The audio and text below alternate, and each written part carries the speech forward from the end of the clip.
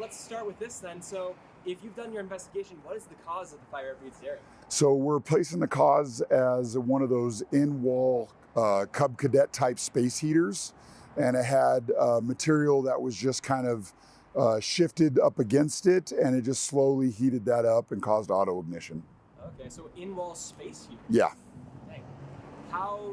I guess would that be something that's used commonly during the winter? It is actually a lot of heating units are pretty common in the winter, generally in the beginning of winter and it's towards the end, because in the beginning they haven't been fired up over the whole summer, so they got dust, debris, maybe filters need to be changed out because not everyone has air conditioning, so they're only running that in the winter, and issues like that are just a common, stuff deteriorates and goes bad. Okay. With that, then, how does your investigation start? What's the process of the fire investigator to go and to analyze how one of these blazes gets started? So there's several different processes depending on the size of the fire. So if it's a small stovetop fire, it's pretty easy, right? That's where it started. We're looking for the origin point. Nothing's really burned. It's easy to find. If you go outside of that and you go, okay, you got something like Reed's Dairy, that's a big warehouse, pretty big open space, a lot of destruction, a lot of different rooms involved, a lot of different, products involved. They have, cardboard, milk cartons, all sorts of stuff in there, stickers. Then you just got to try to find where it started at. So the first thing is you're not trying to find out what caused it. You're trying to say, where did it start at? Where's our area of most damage? Where are our trails coming for low burn? To sum it up in a 5-minute piece is almost impossible. I had to go to a 2-week, 80-hour course just to get my basic level fire investigation along with continuing ed. But basically we're looking for the origin spot. And then once we find the origin, where we think it started at, or the area that we think it started, then what in that area would have caused it. Right.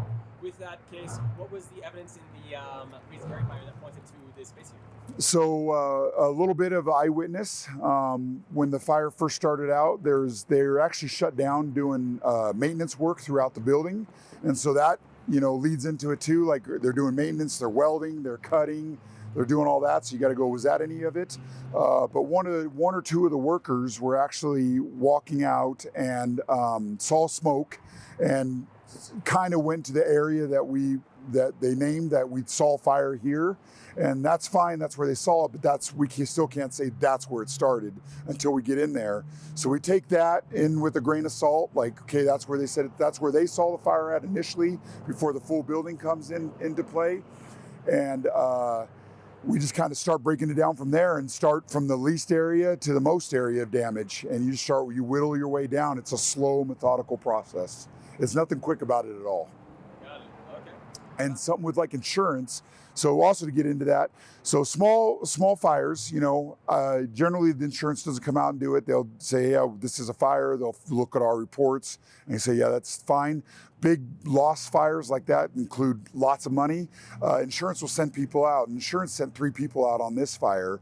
We had an electrical engineer, we had an agent, and then we had a fire marshal that's also a fire investigator, much same credentials I have. And so they'll all come out, we all work as a group. So when that fire first happened, we just walled everything off and says, we'll call insurance. Insurance came out, and they have a lot of the big guns behind them in terms of helping out with some funding, with getting some tests done, for both electrical tests, everything else, the electrical engineer comes out. And so we'll work in tandem with them. So on bigger fires, we generally work with the insurance agent. Is there any cause for somebody to be at fault with this for being a space heater fire? Or No. This is just an accident? This is an accidental. This was labeled accidental. So that's it happens, that place, that building's old. It's been there for a long time. It's in there, they're working. Generally when that heater's on, they probably have all their clothing because it was in the room where they get their dress done. Where they get dressed, they have smocks, mop handles, all sorts of stuff. And that stuff is probably not even on the wall, and they turn the heater off probably. But now that the heater's on and all that stuff's in there, that, now it's an accident. So we didn't feel like it was intentional by any means. And neither did insurance, as far as I'm aware. Zoom out, and I'm going to get on camera talking to you. That way we can have that. And I'm going to ask just any other question that I have. Okay. But yeah, that's the majority of what I wanted to talk about with this. Okay. With that then, so your process is you're working with some of these insurance people because it's a major loss. Yes. with it being a major loss and it being so much damage to the building, does that cause any difficulty of undergoing an investigation like this? It does. Okay. Because you got a damage to the building, so is the building structurally safe? And that building wasn't structurally safe. The insurance actually employed our guys, our USAR team, Urban Search and Rescue, to go in and shore up and make entrance into the area that we need. Otherwise, we really wouldn't have been able to get in there because it was too dangerous for us to go in there. So that's another play into it too. Now we got to make sure the building's structurally sound. You know, is it basement? Is it first level, top level? That's a 2-story building, had a bunch of stuff up top. All that was burnt away and it was all kind of leaning down a little awkward. So our guys went in, they shored it up, they made an entrance to where we think the fire goes, and then we started kind of piecemealing from there. All right. Last question is, once a cause is identified, does insurance usually move forward on these things, or as you've interacted with them, as an investigator, or is that really just another world of difference? So that's a whole different world. So we're not into the whole worried about what they're getting refunded for or anything else. All we're trying to find is a cause. If it's arson, obviously we need to prosecute. If it's accidental, we need to educate. If it's a malfunction of equipment, like we've had a bunch of stove fires where the infinity switch is messing up.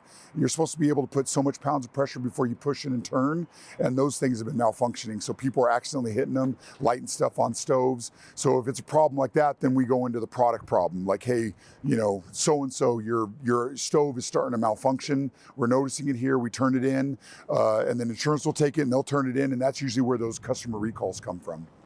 Is stuff like this. Like when we start noticing, hey, this same stove's caught fire 4 times now, you know, so now there's obviously a problem with the product. Okay. That's everything I need. Okay. It's like their division, it's fire prevention.